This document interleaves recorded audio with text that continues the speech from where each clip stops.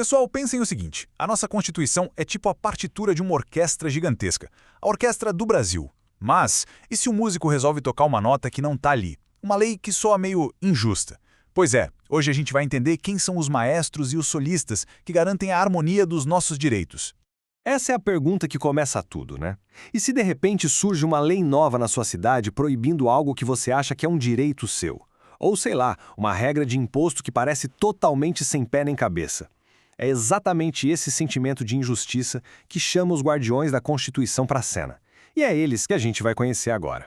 E a nossa primeira grande defesa é essa aqui, a própria Constituição. Mas esquece aquela imagem de um livro velho pegando poeira num estante. Pensa nela mais como um escudo super poderoso, sabe? Ela é a lei máxima, a regra número 1 do jogo, que tá ali para proteger nossos direitos mais básicos de qualquer tipo de ataque.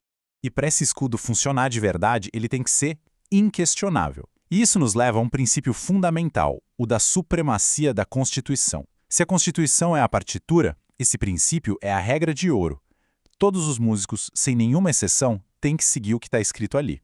A força dessa ideia é gigante. Na prática, o que isso quer dizer? Quer dizer que nenhuma lei, não importa se foi criada pelo vereador da sua cidade ou lá em Brasília pelo Congresso Nacional, nenhuma delas pode ir contra o que a Constituição diz. É como se esse escudo de proteção cobrisse o país inteiro.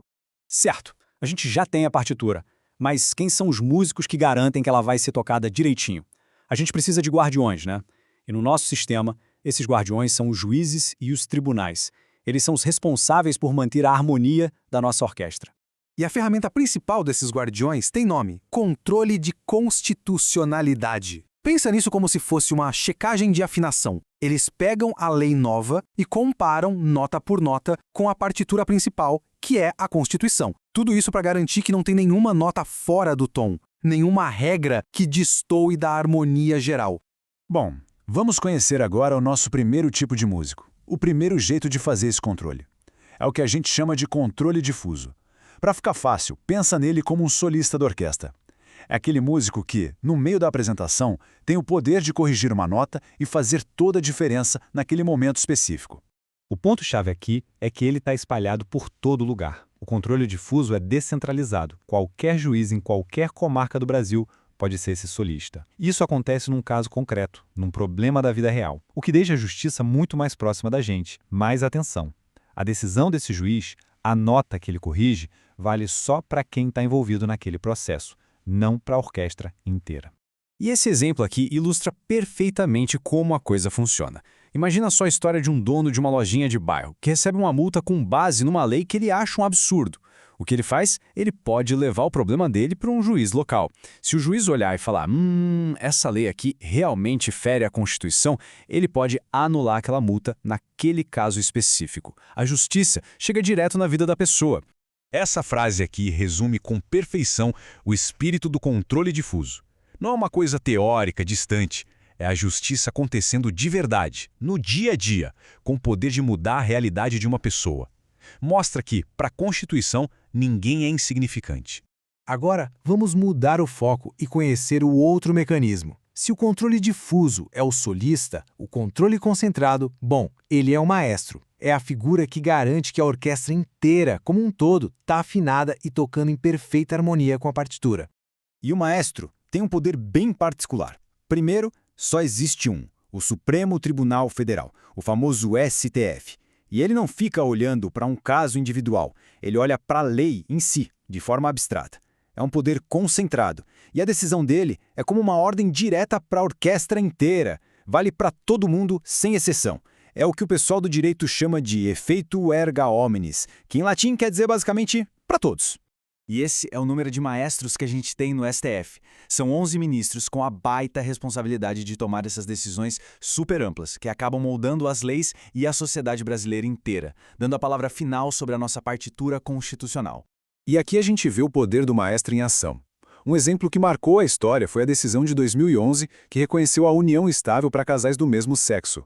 A decisão do STF não valeu só para um caso específico. Não, ela redefiniu o conceito de família para o país inteiro, mudando a partitura para todos os músicos de uma vez só. Então beleza, a gente tem o solista e o maestro. Parecem coisas opostas, né?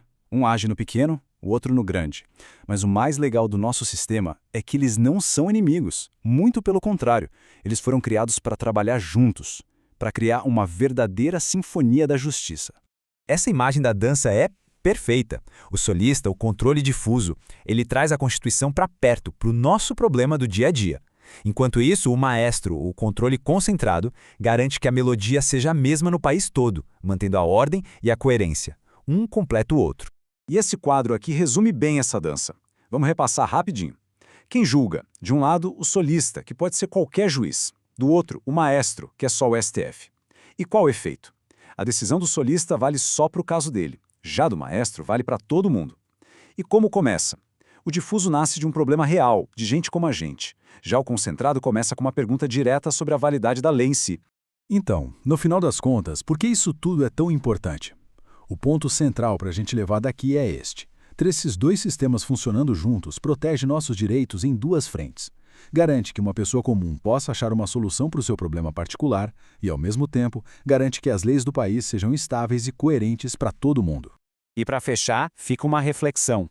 Se a gente tem a partitura, os solistas e o maestro, qual é o nosso papel, de cada cidadão, nessa grande orquestra? Será que a gente é só a plateia? Ou somos nós que, ao levar nossos problemas e questionar as leis, demos o primeiro sinal para que a música da justiça comece a tocar? Fica aí o pensamento.